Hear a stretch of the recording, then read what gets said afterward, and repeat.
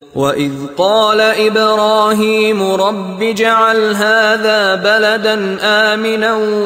وَارْزُقْ أَهْلَهُ مِنَ الثَّمَرَاتِ مَنْ آمَنَ مِنْهُمْ بِاللَّهِ وَالْيَوْمِ الْآخِرِ قَالَ وَمَنْ كَفَرَ فَأُمَتِّعُهُ قَلِيلًا ثُمَّ أَضْطَرُّهُ إِلَى عَذَابِ النَّارِ وَبِئْسَ الْمَصِيرُ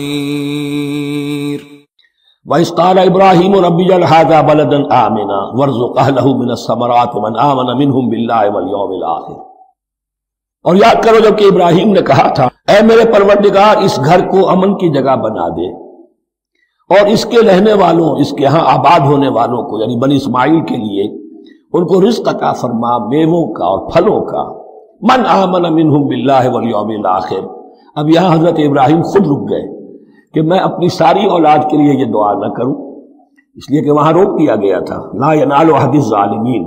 تو جو بھی ان میں سے ایمان اور عمل صالح والے ہوں اور یوم آخر پر ایمان رکھتے ہوں اجعل ھذا البلد آمنا وارزق اہلہ من الثمرات من آمن منہم باللہ والیوم الآخر۔ اب یہاں دیکھیے اللہ تعالیٰ نے گویا کہ ہم کہیں گے ازرہ شفقت مسکراتے ہوئے گویا کہ فرمایا کہ ابراہیم